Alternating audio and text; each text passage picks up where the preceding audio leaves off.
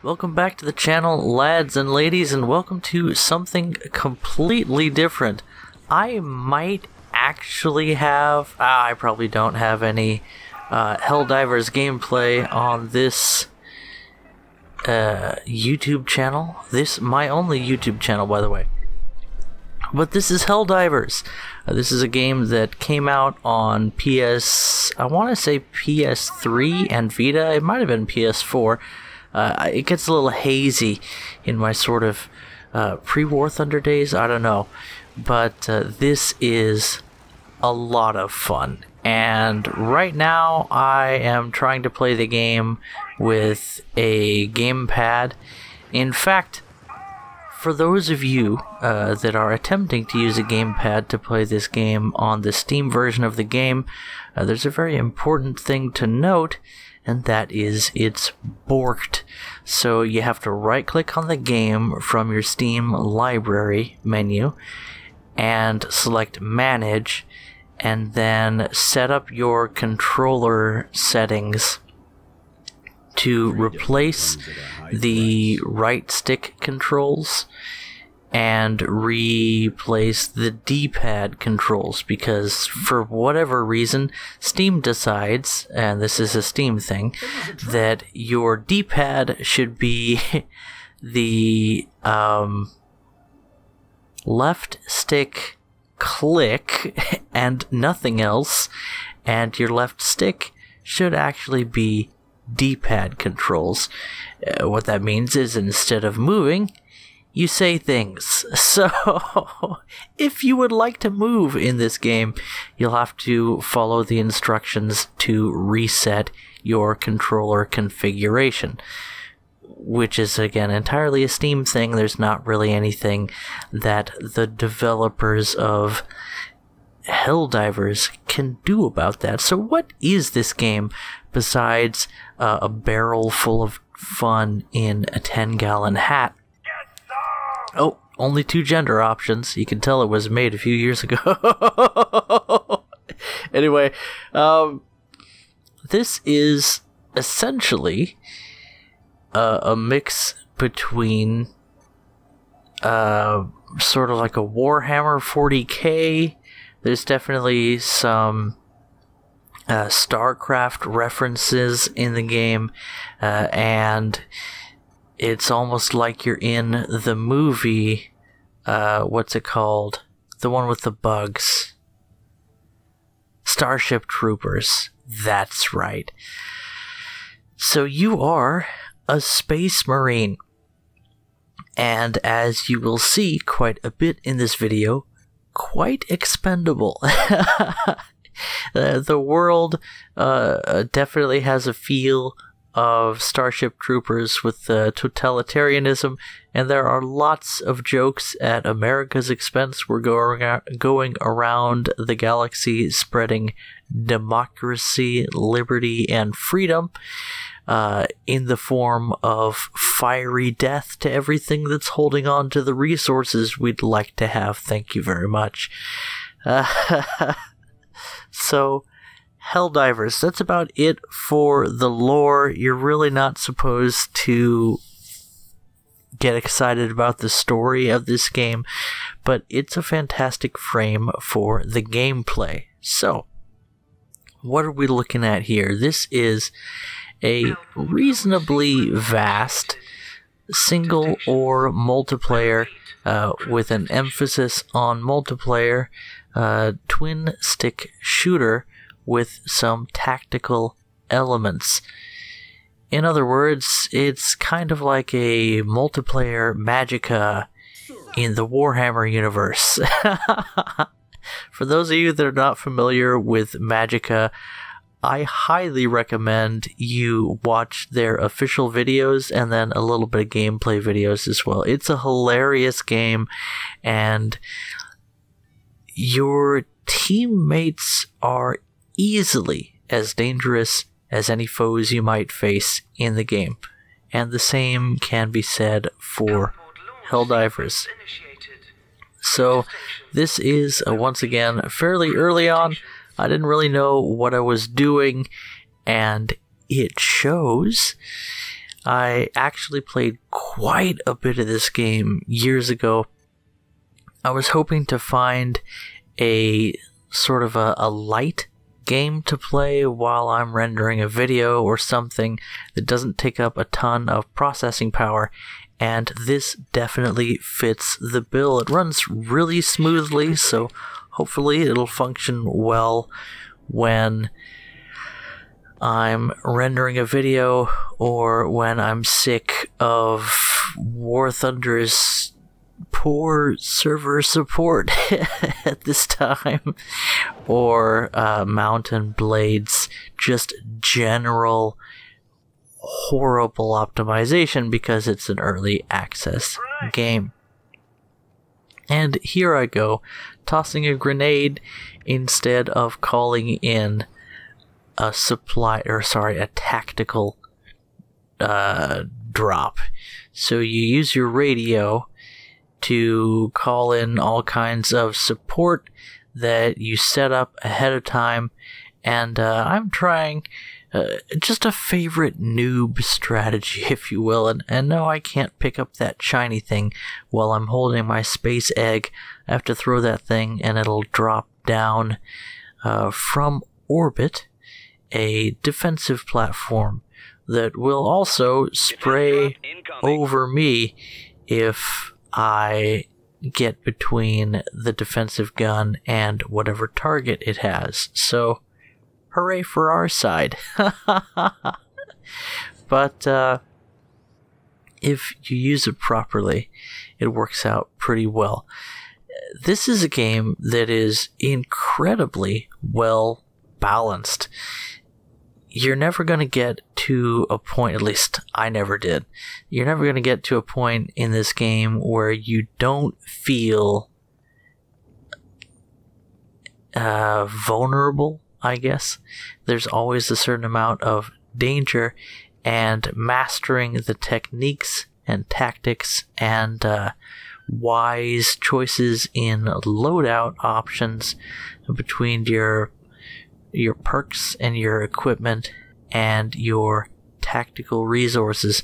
All those things really help you to bridge the gap between the overwhelming enemy power and the resources you have available.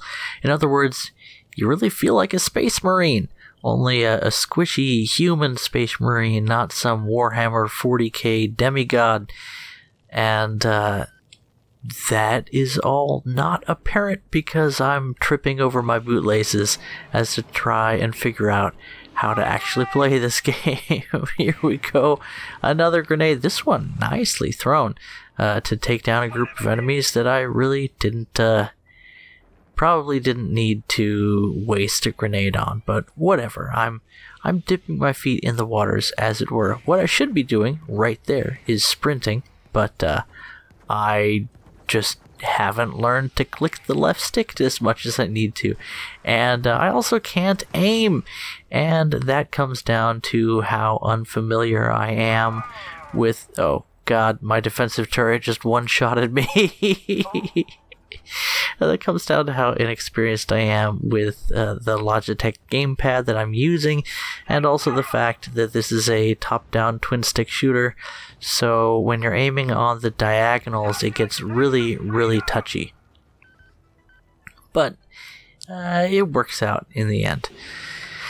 In any event, here I am. Oh, another thing. The D-pad on my Logitech controller is total trash, so it was really difficult to call in those strikes. This is now a little bit later, and we're playing with friends, and by that I mean randos. So these are some people that I found online, and when they're not causing me to die, they're carrying my ass. So when somebody dies, you can request reinforcements when you're in multiplayer an unlimited number of times, but it does have an individual cooldown. So Meme Lord 97 looks like he's 10 years younger than me. Meme Lord 97, after killing me with an airstrike, can call in reinforcements, and my doppelganger cousin will jump in to continue the mission. And that's pretty important because you're expected to die a lot in this game, even if your team is functioning well. And this was a delightfully, entertainingly dysfunctional team, mostly, I must admit, thanks to Meme Lord 97's penchant for loading up on nothing but airstrikes and spamming them 4 at a time. 1, 2, okay, only 2 that time. 2 strafing runs, and everything on that side of the screen is just gone. It's gone. Anyway, you can see Lion's Blade backing us up well, and now the people that have the shiny around their heads actually got hit by a blast that inverts your controls as the Protoss take us down. They're called something else, but yeah, that's what they are. I had to go put my girls down for a nap that time, so that was the end of playing with those fellas. And then I met up with not the mighty Jingles, but Jingles ? And parties. And then the 4th slot that was held down by WIDS for a while is going to be occupied by a couple of different people while we were playing a mission or 2 together. And I haven't shown you a successful mission yet, and I'm probably not going to. Because I think I probably had more fun and entertainment from the missions that went terribly, terribly wrong than I did from when everything functioned as a well-oiled machine. Maybe later I'll show you some of that after I experience it. But I would really love to play with some of you guys on the Discord, so if you want to pick up a Steam copy of this game, it's around $32 on sale for the version that gives you all the DLC, and the DLC is probably worth it. To me, definitely, but your mileage may vary. It's definitely one of those games that makes more off of the DLC than it does off the base game, which is going for around $20 right now, which I think is a great deal. It is something of an older game, but I think this is a little bit of a remaster, and it's a lot of fun. Again, it's one of those light games that's not going to take up everything your computer has, probably, and it should run fairly well on lower end PCs. It's a lot of fun. You can jump right into the multiplayer even as a beginner, and it's just one of those games where there can be a lot of trolling. There can be a lot of mishaps and accidents. I've accidentally killed my teammates probably a dozen times today. And there we go, getting wiped out as they do. Jingles standing alone. He pulls out the radio, but an enemy is on him in no time. And as the bugs close in, can he call in the doppelganger reinforcements? Yes, indeed he can, and thus a little candy from the chat. Nicely played, Jingles. And this was one of those matches that kept going back and forth, and I haven't even talked about the mission objectives. These things move so fast. Depending on the amount of enemy presence on a map, you could be able to stealth your way through several missions, but there's different objective types. It could be capturing a flag. Oh, and we all go down. Well, we'll talk about mission objectives next time. Maybe when we win. Anyway, that has been a first look at Helldivers, and once again, I really would love to play with you guys on the Discord. So, link in the description of this video to the Toshio Thunder Zone Discord. And there's a bunch of people that play War Thunder there, and a few other folks as well. And that's where I like to have my social life even better now that a bunch of stupid stuff is showing up on Facebook all the time. So with that, I'll catch you guys in the next video. Oh, and did I mention that Helldivers is around $20 if you don't buy the DLC? Yeah, that's a decent price. Okay, bye-bye.